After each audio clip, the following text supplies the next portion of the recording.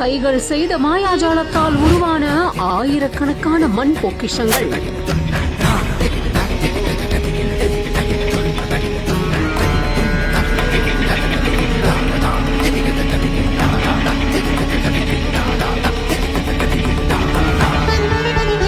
அகல் விளக்கு முதல் பாவை விளக்கு வரை 3 முகம் 5 முகம் என பல வடிவங்களில் பல வண்ணங்களில் உருவான திருக்கார்த்திகை தீப திருவிளக்குகள்.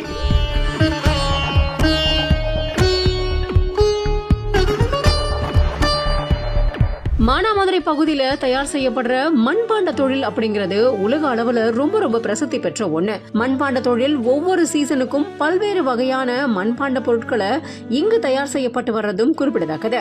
குறிப்பா இங்க தயாரிக்கப்படுற பொருட்கள் அகல் விளக்கு, அக்னி சட்டி, கூஜா கார்த்திகை விளக்குகள், பானை, மண்பாண்டம், அடுப்புகள், இப்படி பலரையுமே இங்க தயார் செஞ்சு விற்பனையும் செஞ்சுக்கிட்டு இருக்காங்க. சோ இப்படிப்பட்ட இந்த இடத்துல மண்பாண்டங்கள் தமிழகத்துல இருக்கிற பல மாவட்டங்களுக்கு, குறிப்பா மதுரை, ராமநாதபுரம், புதுக்கோட்டைக்கு, இப்படி பல மாவட்டங்களுக்கு விற்பனைக்காக அனுப்பி வைக்கப்படுறது உண்டு. இப்போ கார்த்திகை தீப திருவிழா அப்படிங்கறதுனால விதவிதமான டிசைன்கள்ல விளக்குகள் தயார் செய்யப்பட்டு வந்துகிட்டு இருக்கு. குறிப்பா அகல் விளக்குகள், நெய் சட்டி விளக்கு, குபேரன் விளக்கு, காமாட்சி விளக்கு, கோபுர விளக்கு, தட்டு விளக்கு அப்படின்னு பல விதமான விளக்குகள் 3 முகம், 5 முகம், 7 முகம், 9 முகம் அப்படின்னு பல முகங்களோட விளக்குகள் தயார் செய்யப்பட்டு வந்துகிட்டு இருக்கு. மண்பாண்ட தொழிலாளர்கள் தரமான மண் கிடைக்கிறது இல்ல அப்படிங்கிற மாதிரியும் தமிழக அரசுக்கு கோரிக்கையும் விடப்பட்டிருக்கு.